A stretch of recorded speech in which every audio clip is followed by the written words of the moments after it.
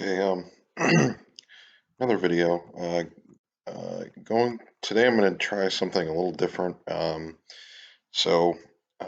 did the review on the book The Crusades Sir Arabis, but I thought it might be better to just read primary sources. And so I found a English translation of a major Arab chronicle from the period of the Crusades. This is a Chronicle of Ibn Al-Athir, so he's a Muslim Arab, or according to Wikipedia, maybe he was Kurdish historian in medieval period. And just go over quickly his background. So he was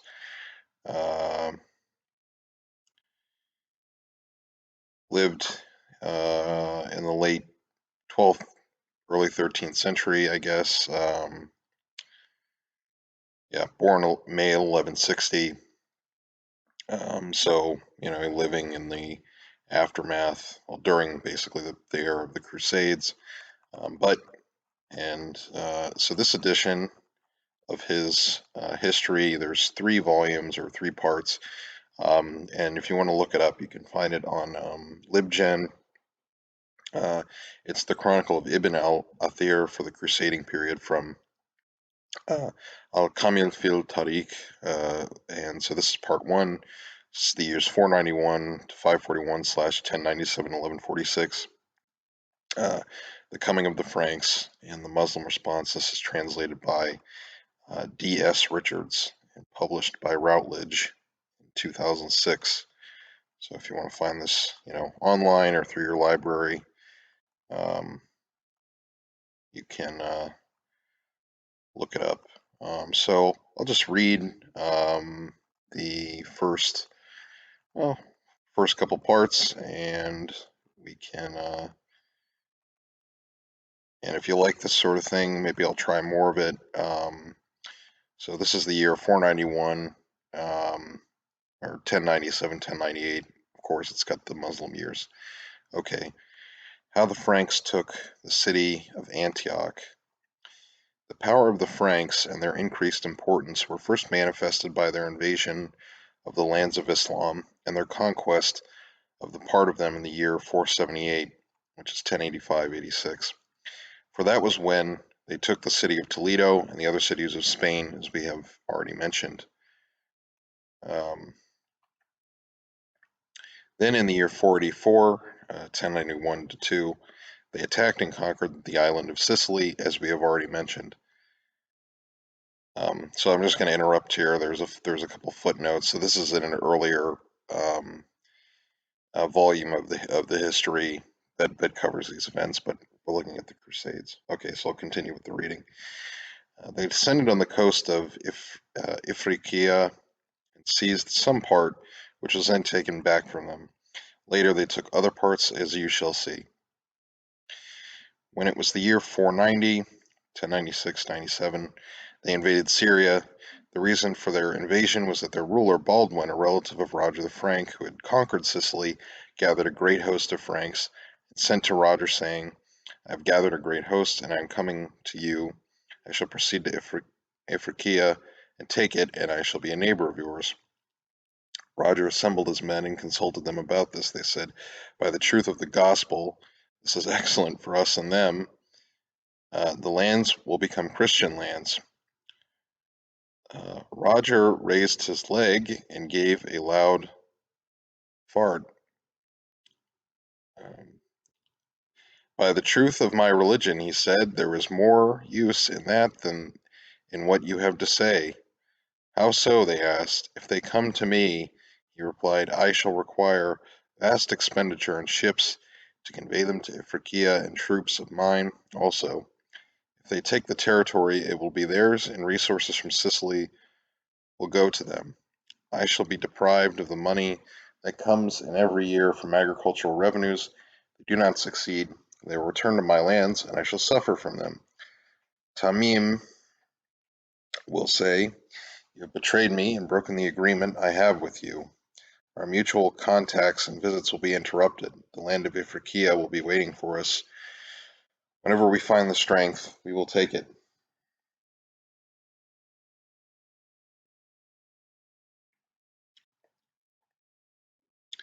summoned Baldwin's envoy and said to him, "If you are determined to wage holy war on the Muslims, the best way is to conquer Jerusalem. We will free it from their hands and have glory. Between me and the people of Ifriqiya, however, are oaths and treaties." They therefore made preparations and marched forth to Syria. It has been said that the Alid rulers of Egypt became fearful when they saw the strength and power of the Seljuk state, that it had gained control of Syrian lands as far as Gaza, leaving no buffer state between the Seljuks and Egypt to protect them, and that the Oxus had entered Egypt and blockaded it. They therefore sent the Franks to invite them to invade Syria and conquer it and separate them and the other Muslims, but God knows best.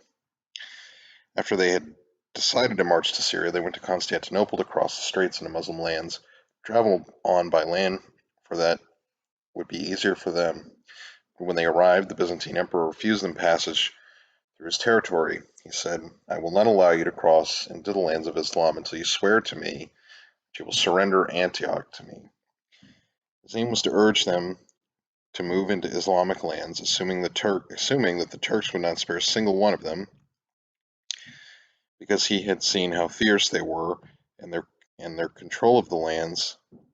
Because he had seen how fierce they were in their control of the lands, they agreed to that, and they crossed the Bosphorus at Constantinople in the year 1096-97 or 490. They reached the lands of Khaliji Arslan ibn Suleiman ibn Qutulmush, namely Konya and other cities. Having arrived there, they were met by Khaliji Arslan with his hosts, who resisted them. They put him to fight in Rajab in July of 1097 after a battle, and then traversed his lands into those of the son of the Armenian, which they marched through before emerging at Antioch and putting it under siege. When the ruler Yagisian heard of their coming, he feared the Christians in the city. He sent out the Muslim inhabitants by themselves, ordered them to dig the moat. The next day he sent out the Christians also to dig the moat, unaccompanied by any Muslim. They labored on it until the evening, but when they wished to enter the city, he prevented them and said, "You can give me Antioch until I see how things will be with us and the Franks." They asked, "Who will look after our sons and our wives?" "I will look after them in your place," he replied. So they held back and took up residence in the Frankish camp. The Franks besieged the city for 9 months.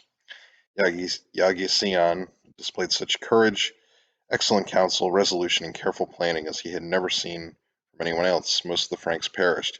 Had they remained in the numbers they set out with, they could have overwhelmed the lands of Islam. Yagisian protected the families of those Christians of Antioch whom he had expelled and restrained the hands that would do them harm.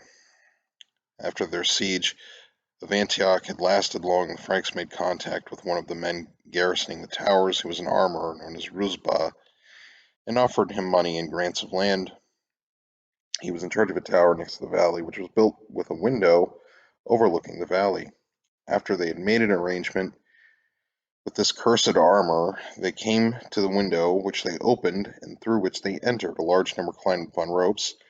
When they numbered more than 500, they blew the trumpet. That was at dawn. The defenders were already tired from many sleepless nights on guard. Yagisian awoke and asked what was happening. He was told, "That trumpet is from the citadel. No doubt it has already been taken." However, it was not from the citadel, but merely from that tower. He was seized with fear, opened the city gate, and left in a headlong flight with 30 retainers. His deputy, as governor of the city, came and asked him. He was told that he had fled, so he himself fled by another gate. That was a boon for the Franks.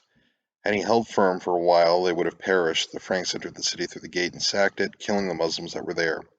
This was in Jumada 1, April to May 1098. When the next day dawned, Yagisian came to his senses again. He had been like one distraught. He looked at himself after he had covered several leagues and said to those with him, "Where am I?" "4 leagues from Antioch," he was told. He then regretted his flight to safety and his failure to fight until he either drove them from the city or was himself killed. He started to lament and bewail having abandoned his wife, his children, and the Muslim population because of the violence of what afflicted him. He fell from his horse in a faint. When he fell on the ground, his followers went to remount him, but he could not hold on, for he was close to death. They therefore left him and rode away. An Armenian, who was cutting firewood, came across him when he was at his last gasp, killed him, cut off his head, and took it to the Franks at Antioch. The Franks had written to the ruler of Aleppo and of Damascus, saying that they had no designs on lands other than those that which had been in the hands of the Byzantines, and that they had no other ambitions. This was a ruse and a trick on their part to stop aid being given to the ruler of Antioch. Okay, so that's the first part of the Chronicle of Ibn Al-Athir about Antioch in 1097 to 1098. I don't really have too much commentary on it. I don't really know a lot of the more Arab sort of literary, um, devices or, cliches, we could say. It's not really my sort of wheelhouse, but, um, you do get some pretty common Muslim um, political sort of ideals, especially in the medieval period. Like he makes a point to that the one ruler is protecting the Christians because ideally, if you're a Muslim ruler, a caliph or a sultan, an emir, you're supposed to anyone that's within your sort of domain has to be protected. That's sort of the main um, idea, one of the main ideas we could say. Um, and of course, there's the sort of effort to make the Franks look kind of gross and, uh, unpleasant, I guess. You know, not really surprising. I mean, this is obviously the enemy perspective on things from the point of view of the Crusaders. So, and I don't know. Maybe they were kind of crass. I don't know, but I wasn't there. But yeah, so um, might read more of this. Again, this is sort of more of like an experiment. If you like the sort of thing, I might read from this a little bit more. Maybe another part. Obviously, I don't think I could read the whole book. I might get in trouble with YouTube if I did that with the publisher or something. But uh, and it's about 400 pages, so I don't know if I would be able to. It'd be a very long audiobook, but I can keep looking through this and see if there's some other interesting passages, and I'll post them up. I think I think it's good to get primary sources, of course, and I hope you like this video and um, let me know if you want to see more of this on the channel. See you in the next one.